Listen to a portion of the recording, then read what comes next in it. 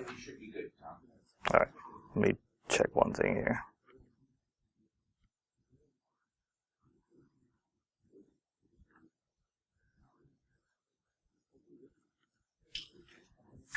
All right. Ready? Yes, we're going. All right. Good morning, everyone. Thank you all for coming out. The talk this morning is going to be on a minimalistic physical assessment kit. And it's something that I've built over a course of years through trial and error, trying to figure out what works, what doesn't, and trying to get down to a small footprint for what we use for a physical assessment. About me, my name is Tom Moore. I am the Director of Security Assurance at Infusion Points LLC. We're a North Carolina-based information security company, and we have a full range of offerings. A little bit of a brief about my past experience. I led the Red Team at a Fortune 50 organization, leading the penetration testing and Red Team efforts there.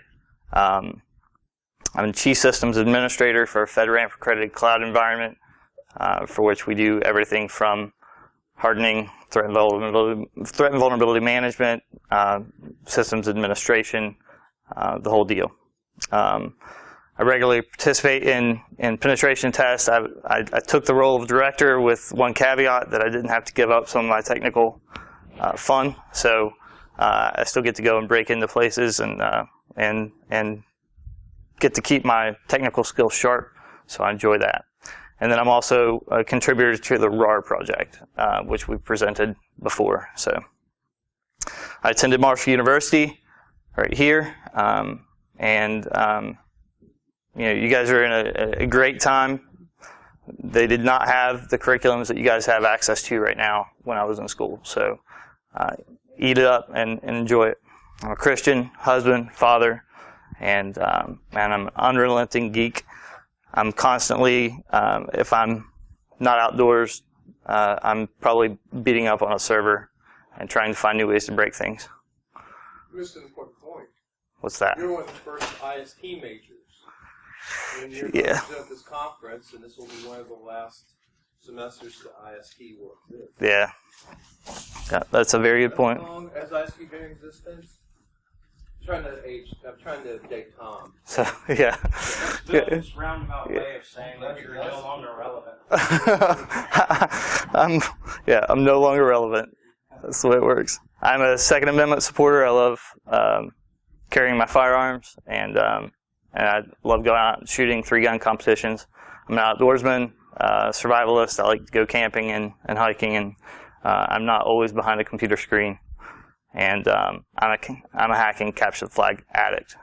Pretty much every conference I go to, if I'm not presenting, I'm trying to beat someone else out of that flag. So I'm sorry if I've ever compromised your machine or poisoned your traffic during one of those. It's just part of the game, right? I did build my own CTF rig. This rig will hopefully be used in 2 weeks at B-Side Charlotte. It's a little 10U rack with a couple Dell R610s in it, Force 10 switches, and UPS, and it runs pretty good. We're able to keep about 30 to 40 VMs running, vulnerable VMs that are getting beat up on across the network with pretty good rate of availability. So it's fun. All right. So disclaimer. While I've done many penetration tests and physical assessments, I don't have all the answers. If you want to learn more about this, you'll want to check out Keith's talk after you get out of here. I love breaking into things, so if I get giddy, just let it pass. It's a rush. So, and the slides are going to be somewhat vague, just for the fact of if all my words are up there, then I'm going to be reading them off of the slide rather than talking to you. My perspective is skewed towards that of an attacker. So if I say this is an awesome attack, it's probably not good if you're susceptible to that. Okay? It's just something that we as penetration testers learn to look for. It's something that when you start in this line of work, You start learning ways to bypass things, and then you find yourself, when you're out with the family, looking at the placement of security cameras or looking at the door breaches and things of that sort, things that would normally not have been what you would be looking for when you're out and about, but that's what we look for. So the agreement we have for showing you this information, in providing you with this information contained within the presentation, you agree to only leverage these tools, techniques, and tricks to enhance the security stature of a consenting organization. Use this information ethically. Obtain written permission. Do not try to gain entry to a building that you do not own without that written permission. Okay?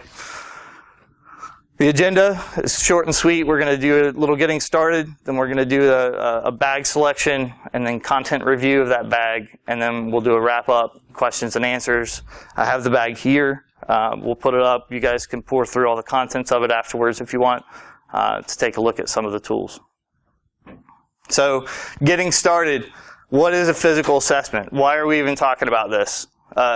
A physical assessment is or a physical penetration test, whatever you word it, is designed to look at the physical controls of an organization. The assessment is usually part social engineering, part physical assessment, but you're trying to gain uncredentialed access or unsolicited access to the organization that you're performing the assessment against. We look at all the physical attack vectors: cameras, alarms, doors, locks, your dumpster where you store your trash. Anything that has to do with your physical environment, we're going to be assessing that and looking at it and trying to find holes that we can use to leverage to get into that organization. And the goal, once we get into that organization, is to get sensitive information. So why physical? There are many reasons. One is it's frequently neglected. At a university like this, you guys have pretty good facilities. You have some money to throw at it. A lot of organizations out there do not have that kind of funding to be able to throw at their physical environment, and so usually it's poorly implemented. It's not funded correctly, and it's neglected. Usually they're managed by the maintenance department. They're not managed by someone with a security mindset. They're managed with someone who's worried about making things looking nice and being easily accessible and and making sure they're functional. They're not worried about the security aspects of things. Alarm systems. While maybe you'll have an alarm system implemented, I've found many organizations that have their alarm systems implemented incorrectly, or they're not monitoring the alerting from that alarm system, which makes it useless to detect someone with malicious intent breaking into the organization. Our goal, and the next piece, is that if we can get onto the physical facility, then we can get network persistence. Network persistence means I have more time to pour through the network, to sniff data, to try to escalate privilege, and work my way up through to the prize, whether it's domain admin or your sensitive databases. It leads to fun storytelling. You just have to leave out some of the specifics. I've had very, very many situations that, when I think about them, it just makes me chuckle. Like the time I ripped my pants open trying to climb over a fence. That made for an interesting pen test because I didn't have a day to stop and go back. So, it leads to some fun stories, and it's an adrenaline rush. You are usually under a statement of work or rules of engagement. You've communicated that you're going to be performing these actions to a very, very few amount of people. The majority of the people you're going to encounter have no idea that they're being assessed at all. If you encounter any people at all. And so it makes for interesting conversations on on site.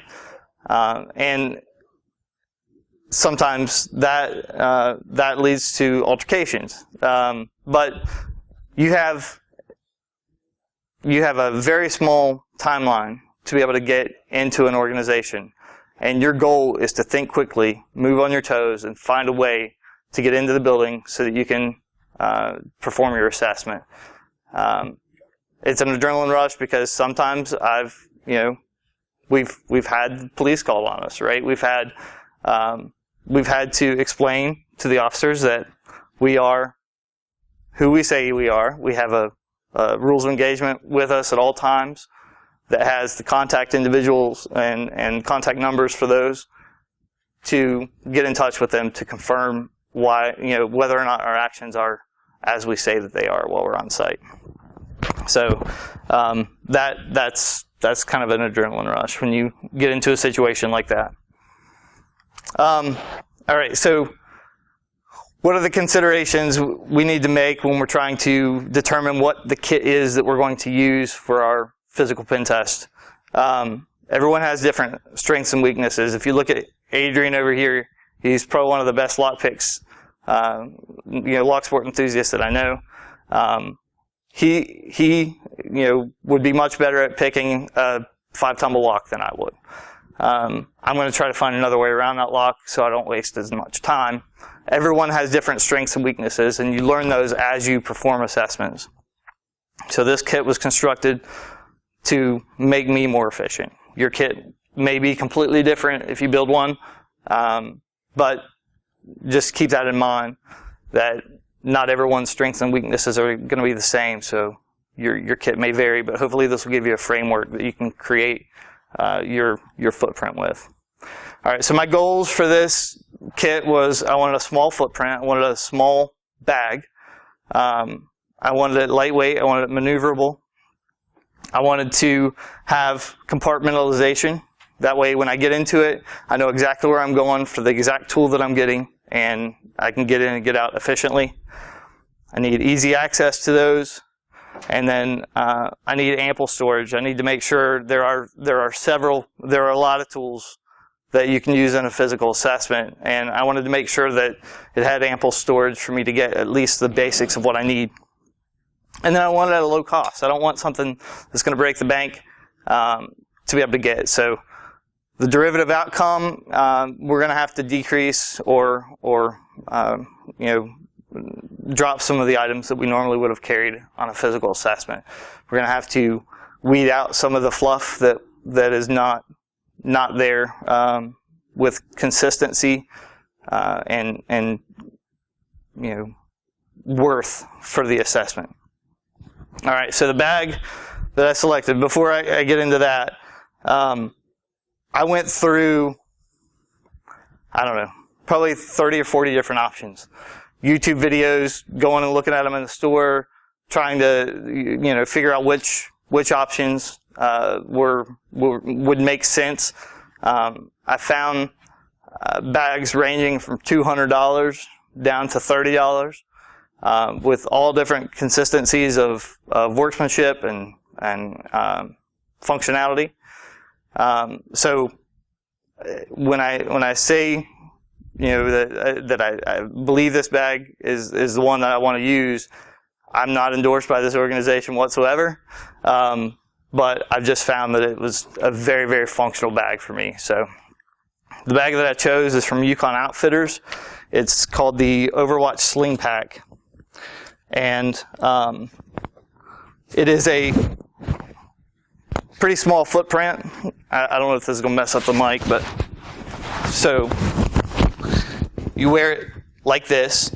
I don't know if you've had any experience with a sling pack or not, but a sling pack is very, very functional because it allows easy access. So it's relatively small. You can't really see its footprint around me.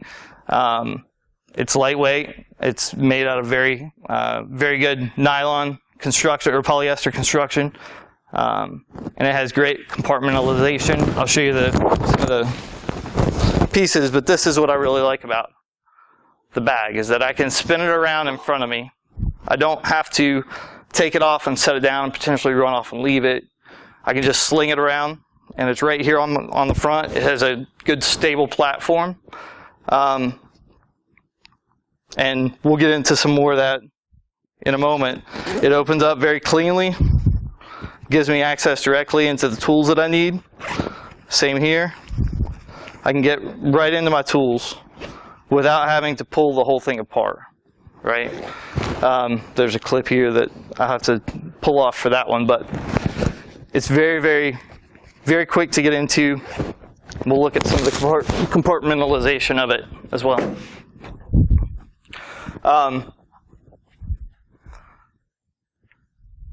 So you see the sling allows for quick access.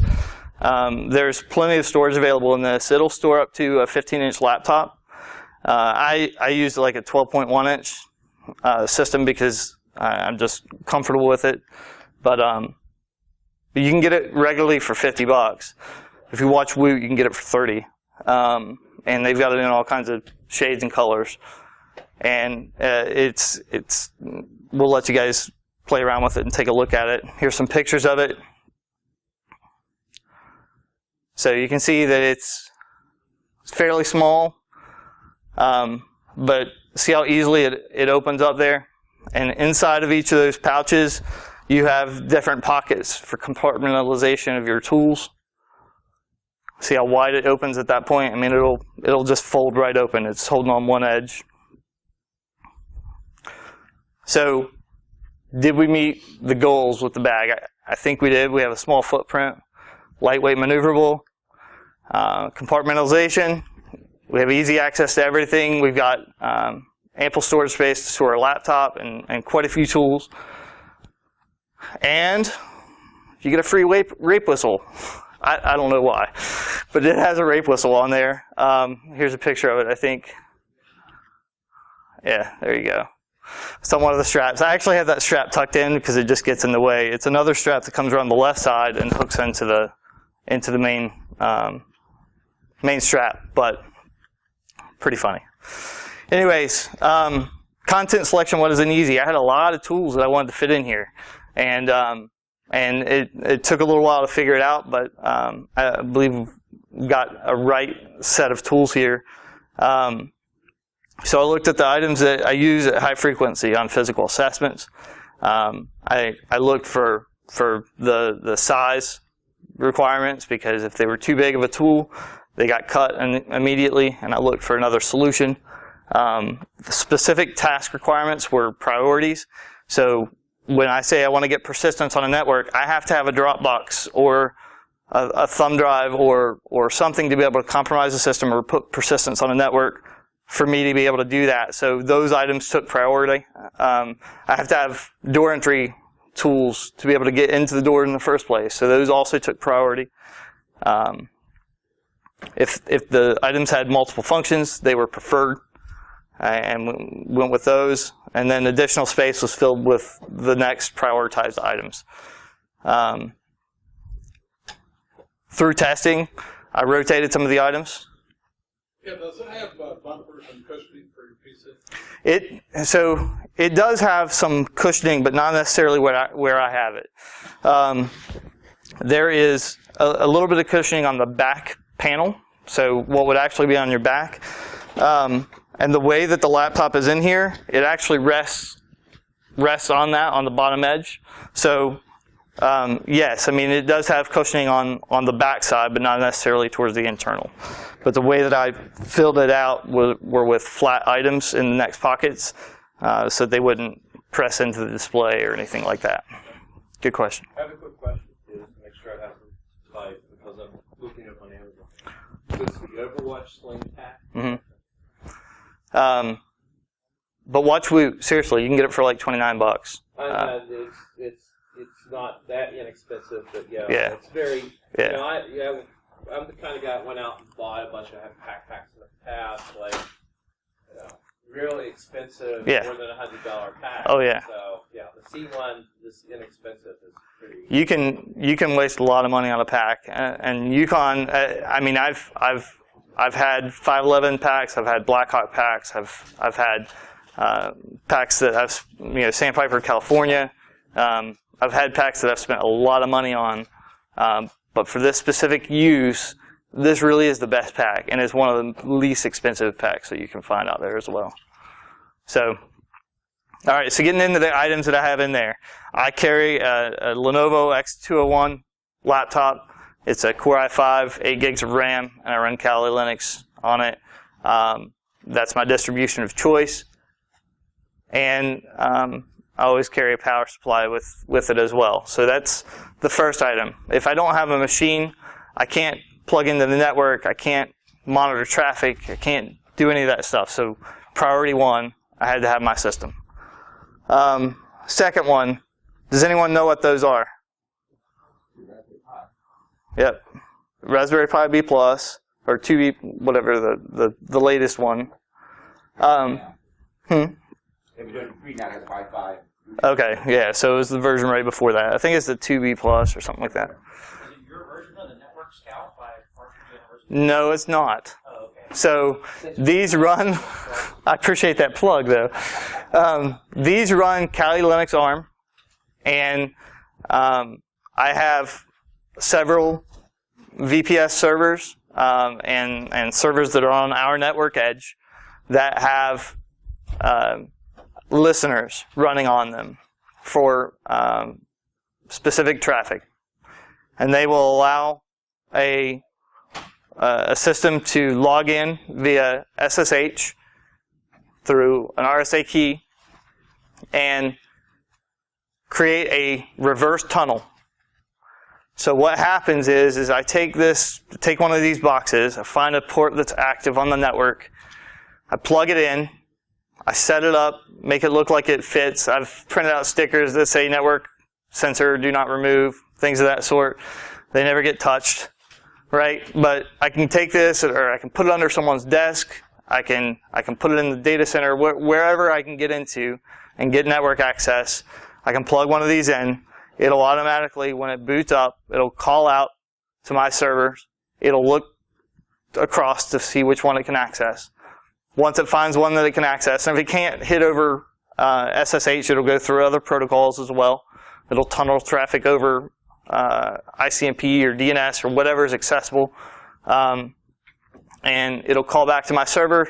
It'll then create a tunnel connection with a reverse proxy. So from my server, then I log into my server and I see a port associated to that device, and I can SSH to localhost on that port and then get back into their network just like I'm on their network.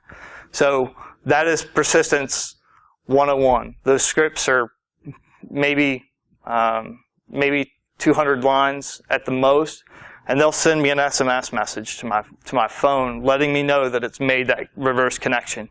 My coworker Adam has done a lot of Python coding, and we've got a system that we believe is fairly foolproof. It gets through pretty much every network that we've been on, and it works like a champ. But we just use a Raspberry Pi.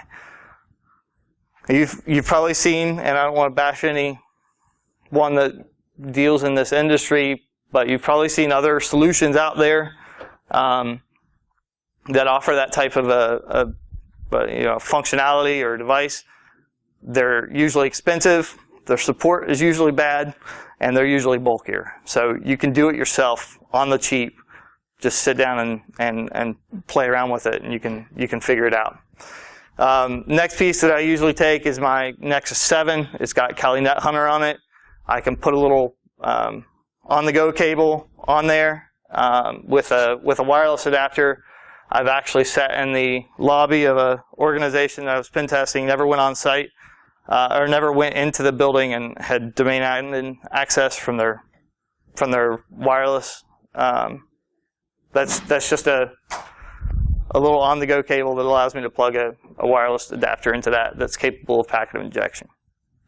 So, yeah, never making it past the lobby, but having domain admin, I'll take that.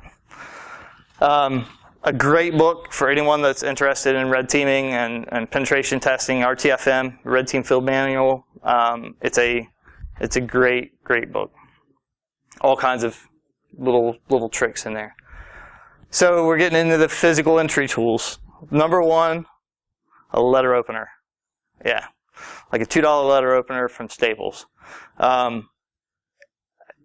It will bypass a lot of the open door breaches that you can come across, and is very functional as a shim.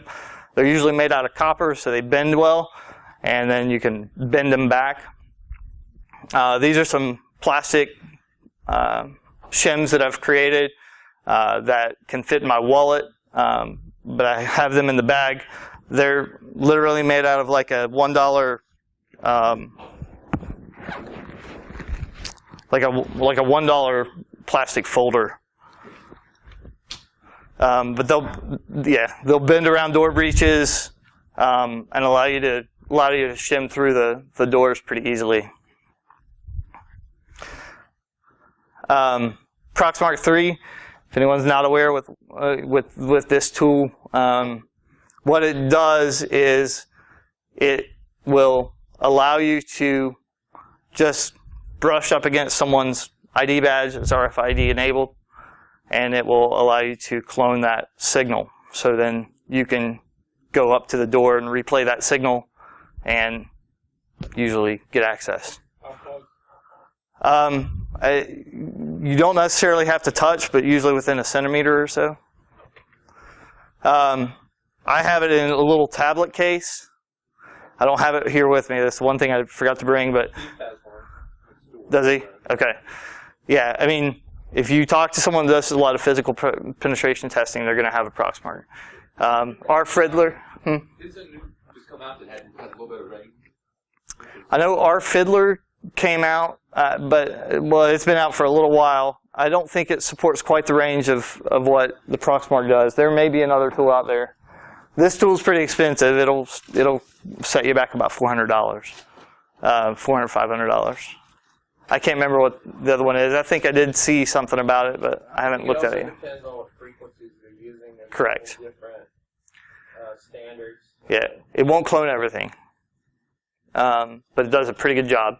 And one of the things that I like to do is, so I get your card, but you don't have access to the data center room. A lot of organizations are very weak in how they deal out their cards, and they will simply increment the number and pass out the next card. So one of the common attacks that we do is we increment or decrement the signal that we have cloned from, the person standing in the line at Starbucks until we find someone that has access to the rooms we need to get into. So that's the way Proxmark works. Alpha, has anyone done any wireless? Okay, yeah. So Alpha is an RTL 8187, or that one's an RTL 8187 chipset. It's capable of packet injection and allows you to be able to run wireless attacks. Usually I'll have 2 of those in my bag. One to, my main laptop has an Atheros chipset, so it's capable of packet injection as well. But normally I'll have one to be able to run and innocuous traffic, and the second one will actually be capturing IVs for me to be able to crack the network. TP-Link is that's a great little card. I can't remember, WN722N. It runs an Atheros chipset. That's actually the one that I use with my Nexus 7 running that Hunter, and it's also capable of packet injection. Do you have some? Oh, no. Oh, okay. I got the same one. Yeah, great card. And you can get those for like $20, $25. More physical entry tools, bump keys, lock picks. The lock picks are on another screen, but shims. Basically, anything that we can use to try to bypass a door. I also keep 2 Leathermans with me, and I can't tell you why. No, I'll tell you why later. There's a tool usually that anywhere I go on a physical assessment, I will build it. It's too clunky to take with me, but on my last pen test, it yielded me 70% of the doors I went to, I was able to get into with it. I'll go grab one so you can show what it is later. Huh? You keep talking, I'm going to grab one so you can show what it is. It's right here. We have to? Yeah. So I keep a good screwdriver. Also used a lot of times in conjunction with the tool that I build with those Leathermans. And that tool can be built for about $7, and it's nasty. If you're a pen tester, no laughs at all. All right, I usually have a pen or a Sharpie marker, something to be able to scratch down notes. If I don't have a laptop open, I'll just write it down with a pen. I have a very low lumen, small flashlight as well. So if I'm operating at night and I don't want to cast a big light distribution where I'm working, then I'll have a low lumen light that I can just either keep in my mouth or clip to my hat or however. USB cables necessary. I don't think I put. Yeah, I missed a slide, but Cat 5 cables. You got to have Cat 5 cables for the drop boxes, and to be able to plug into the network. There's my lock picks. I've got several sets. Normally, I'll have a set on me, and I'll have a set in my bag. So, whichever one's fastest at that point in time. But we were talking yesterday, and it's almost unfortunate. We practice and practice and practice and learn how to lock pick, and we rarely use lock picking when we're doing a pen test. Usually there are easier ways to bypass the door. Yeah, I mean, you can just piggyback right in. There are all kinds of techniques. But techniques are probably what Keith is going through. You know, it's an art. It really is. It's fun. Oh yeah, that little. So that is a little tiny keyboard, and it's awesome for kiosks. I've taken domain admin from an organization's kiosks before. Standing there playing with a little keyboard, they thought I was playing on my phone, and I'm literally adding myself to the users groups because the kiosk was running as local admin, and then I see that there's a domain admin account that had logged on to the system, and I'm able to privilege escalate to that and then jump back over and add myself to the domain admins group from a kiosk, and then, yeah, it's awesome. So that's a fun little toy. I think I can't remember who the manufacturer is. It's in the bag if you want to take a look at it. But yeah, fun little tool. It's literally, I mean, it's right here.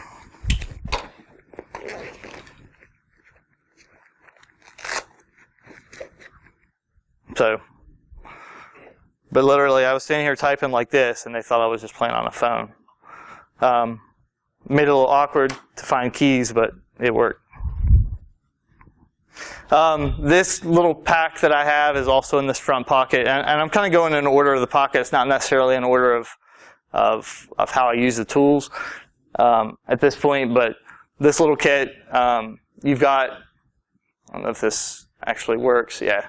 So this is the glitch. If you guys haven't played around with the glitch, it is a human interface device attack tool. So are the rubber duckies. Both of those are rubber duckies. Can you see what that one says? Norton Secure. I mean, there's nothing wrong with that. We're just going to clean up your machine. Frontier, yeah. So the payload that I have on that uses Mimikatz in memory. If you haven't heard of Mimikatz, it's very, very nasty. I love it. But what it will do is that will pull down a binary, because everyone allows their people out to websites.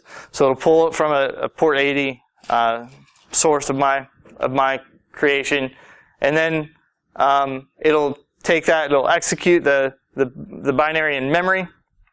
Once it executes it in memory, then it will dump all of the plain text passwords that are currently in RAM. So I don't even have to crack them. Then it SSL encrypts them and sends them back to my server, and then I can decrypt them from there. But it's secure on transfer back out across the network and at rest. So this is just to be able to use the SD cards that are in these. the micro SDs, adapt those to my machine so I can update payloads. These are keyloggers in USB and PS2. I still see PS2 a lot on KVMs. I don't know if you're the same, but yeah. This is a cheap little LAN tap. Hack5 sells that. They also sell this.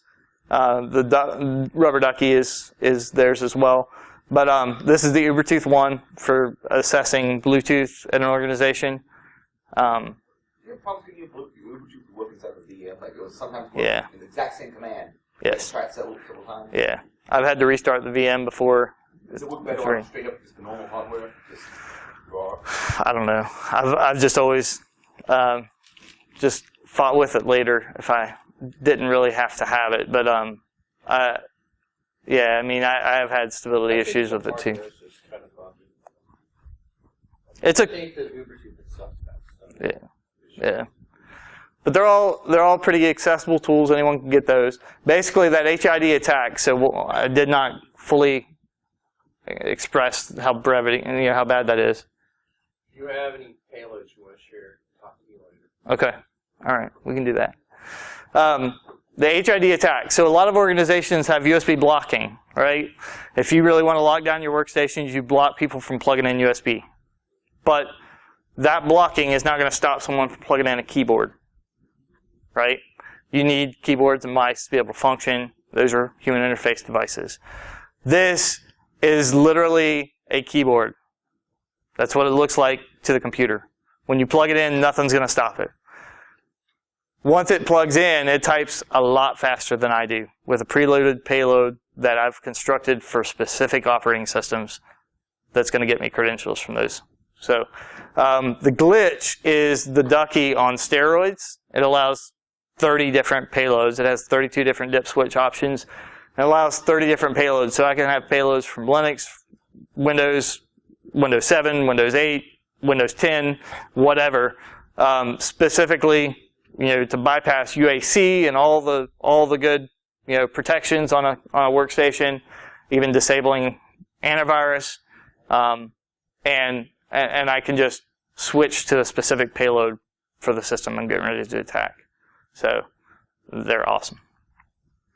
Another little pack, just some on-the-go cables, USB cables, more pre-built payloads for the duckies. Another network card, USB extension, antenna. I think, my antenna's broken. So just another little pack that sits in there. And that's the front pocket. This is my bag of nastiness. You do not want to plug these thumb drives into your computer. I don't even like to think about some of the places they've been. But a lot of times, if I'm going after a specific thing and I know the protections of an organization, I will put a couple of these in my pocket so they're even more accessible. But I always keep them with me because you never know when you're going to run into something like that. You've got katanas and USB switchblades and all kinds of goodies in there. Used to build katana as part of network defense.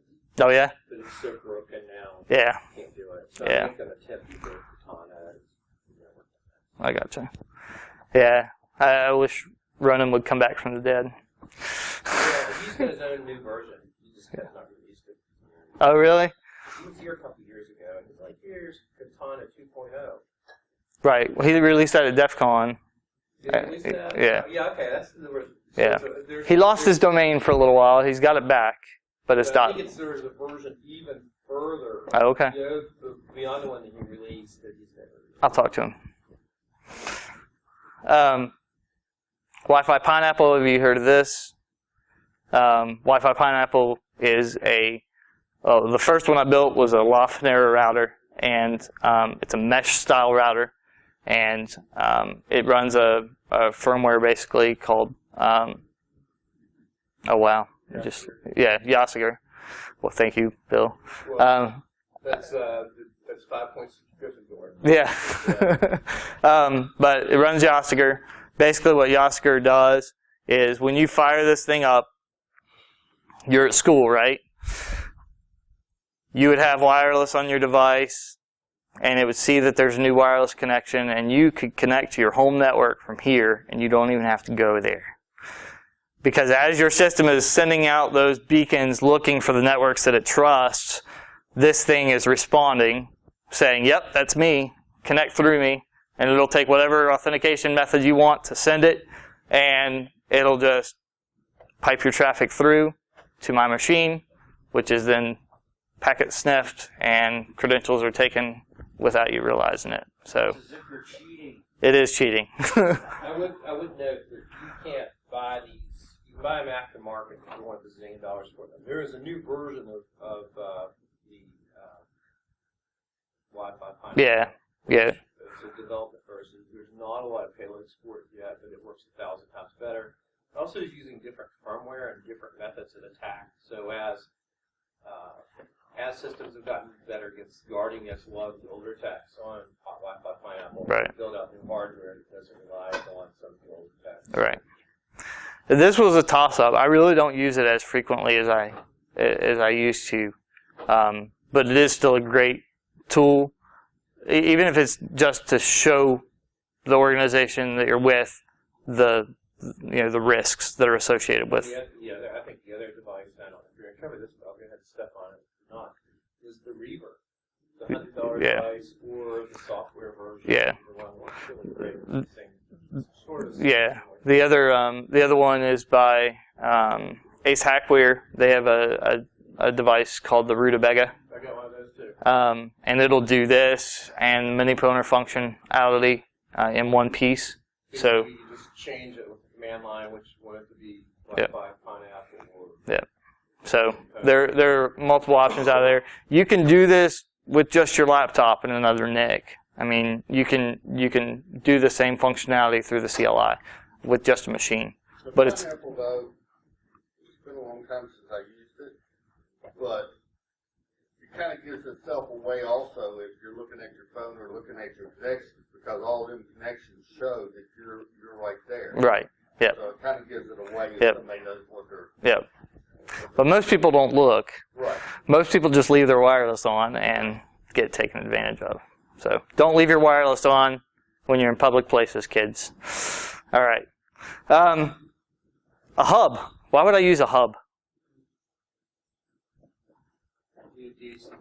We've done away with hubs. Why would I use a dumb hub?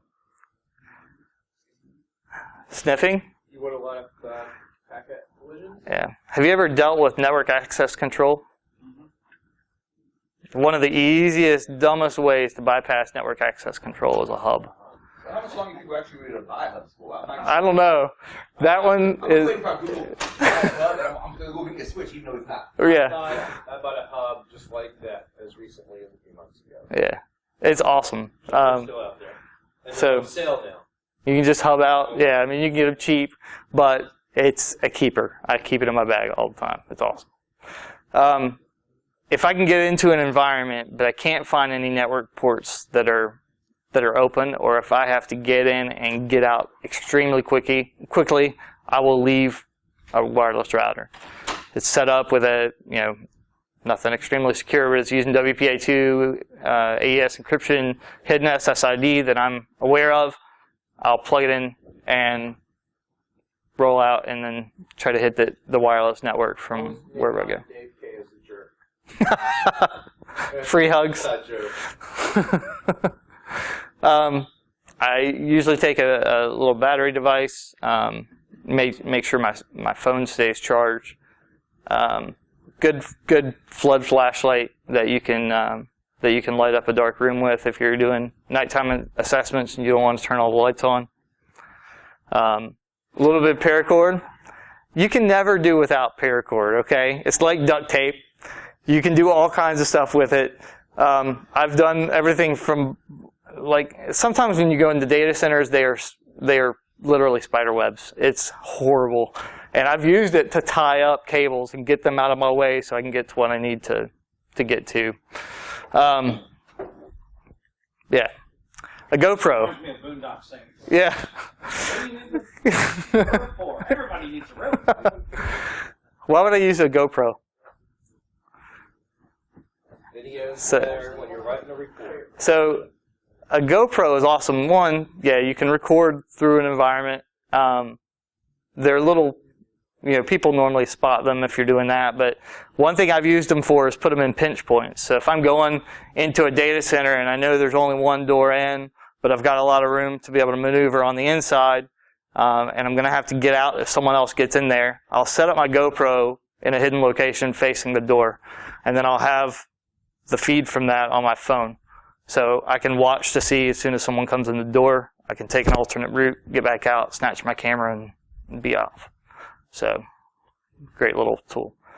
And then a get out of jail free card, last item for the bag, right? So, not actually a get out of jail free card, but my rules of engagement for the actual assessment.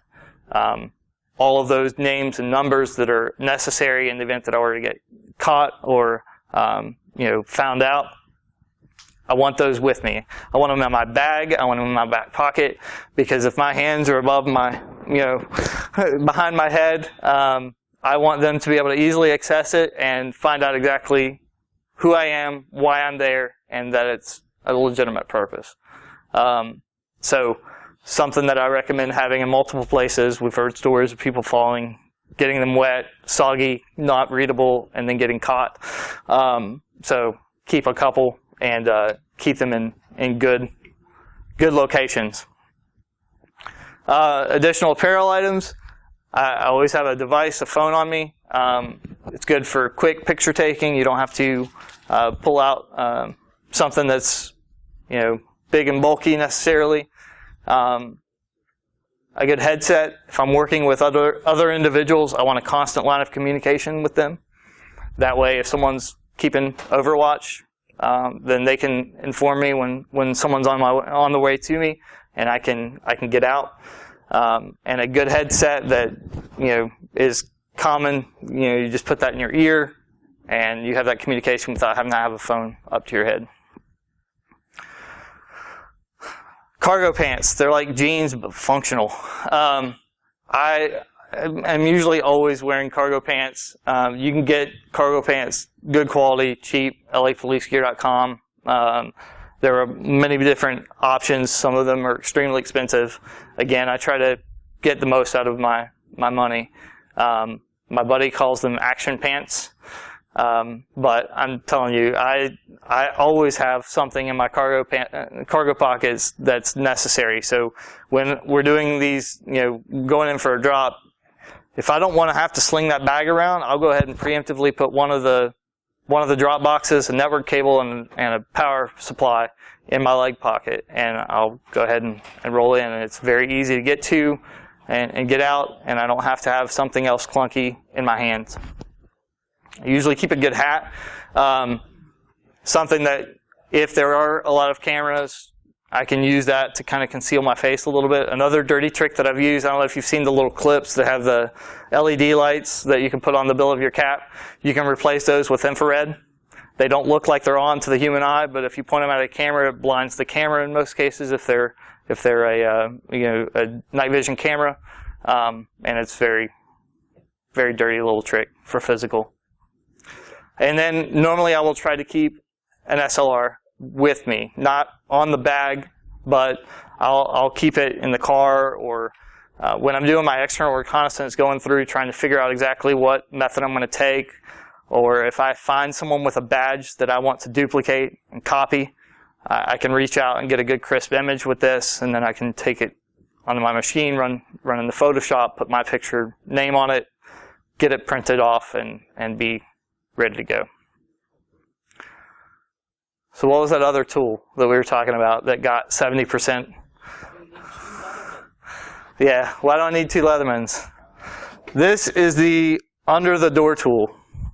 And I literally constructed this for $7. You can get all the equipment from a nearby home improvement store. And I will show you how to use it later if you want to see. But on the normal handle-based hitch doors, as long as there's a little bit of clearance under that door, you can bypass most of those very, very easily with a tool this simple.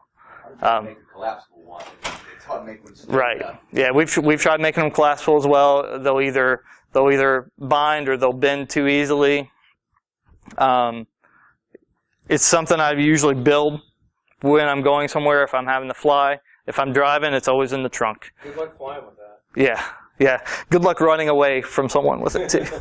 It's very clunky, but it's extremely functional. There are ways to mitigate it. You can get shrouds around the handles. You can weld on your plates. That's why I had that other screwdriver set there as well, because a lot of companies will just have their door skirts screwed on. And if I can unscrew that door skirt, I can give myself more clearance to be able to get the under the door tool in. I was going to put a video on here of how it worked, but it's funner to show people. So if you see me afterwards, just let me know and I'll show you. This turns out the way what I'm used to. So the back side is against the door. The solid metal bar is against the door. The string is Yeah. Yeah, there are different options where it loops back around. The problem I had with the other way, and that's why it's designed this way, is that when I had it looped around the other way, I would have problems with the cord binding up and not getting behind the handle as efficiently or as regularly as this one does. But I'll show you how. There's a door out here in the hallway that if we can get permission, we will we'll do that. All right. So wrapping up, I don't know what I did with my controller, but I went through several renditions. I had a lot of different options that I wanted to use. This is the one that I ended up with. It's been very, very functional for me. And it's worked extremely well. It makes me a lot more efficient. I know exactly where the tool is that I'm going for, and I can quickly get to it with these. And there are a lot of items that had to be removed as a result of the trimming and getting down to the core set of tools that are leveraged in this kit. But that's part of any refining process, right? You get rid of the fluff. And then there are still items that I wish I had room for, but I learned to live without them.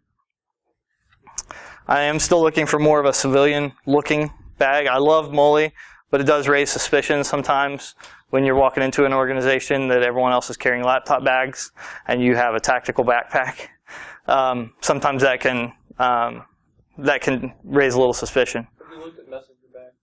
I have. There are some options out there that look very functional, but that spin around, like some of the messenger bags, yeah, you can spin them around, but they don't have that platform. So let me show you quickly the reason I love it. And so one other thing, and I didn't mention it, but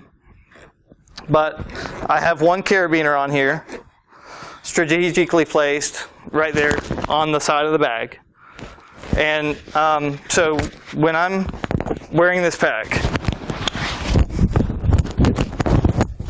trying to keep it away from the mic. When I'm wearing the pack and I sling it around, I want access to my stuff, but I also found that a lot of times I can get myself into a data center, but there's not a lot of space for me to operate. Pull my laptop out,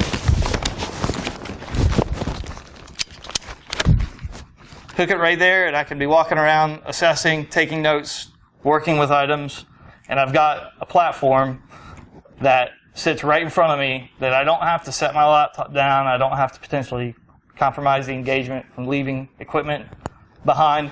I can simply work around that whole process by having it right here on my person, and it works out very, very well. Questions? Again, this kit may not work for everyone, but it has it's worked very well for me, and I've had a great time kind of refining that process. It's not something that I've done alone, so I'd like to thank Appalachian Institute of Digital Evidence for having me to be able to present. I'd like to thank Bill Gardner for herding the hackers to be able to get you guys good presenters in here. I'd like to thank one of my coworkers, Alias. A lot of the refinement and process of building out this kit was a joint effort between the two of us. He's always got to better the way something works, and I love and hate that about him. But he's definitely helped. He was the one that kind of turned me on to a sling bag, because I was just going to use a regular backpack. But the efficiency of that sling pack is awesome. Fail Association of Lock Sport Enthusiasts. The guys that are down there local with me in the North Carolina area that practice lock picking. Adrian, he always has new toys for me to play around with, and just show me new ways of breaking into locks. And there have been many other security individuals through the past that have shown me techniques and given me tips and tricks. So nothing is without giving them props for that. And my organization, Infusion Points, for allowing me to participate in the conference this year. And I've got a great team of folks there that support me and help me through whatever is needed. And by the way, we are hiring. If you guys want to get me a resume, please do. We have several. You're looking for a job, Bill. Yeah. Oh, that's on camera. Money goes for higher education. Yeah. Do you have a question? I just want to say I don't have a question, but I have a statement. Okay. I've been watching you refine this bag for 2 years now, and I want to complain that you cost me a lot of money because I do this more as a hobby. I don't get subsidized by my employer. So every time I see your next bag, you cost me money. Well, yeah, I'm sorry. I did. I mean, I had a huge bug-out bag that I carried everything in, and it was 2 years ago, that was overwhelming. Yeah. Whenever I started following you. So where'd you get your glitch? I bought my glitch. Okay, I gave it to somebody. Yeah. No, you gave it to me. I gave it to Adam. Okay. So yeah. Can I write that off my taxes? I don't know. Not a 501(c)(3), Bill. Anyways, if you guys are in the area, I'm one of the committee members for B-Side Charlotte, May the 6th and 7th, so just a couple weekends away. We'd love to have you out, and we've got a great group of speakers lined up. And that's all. Thank you very much. I appreciate the opportunity.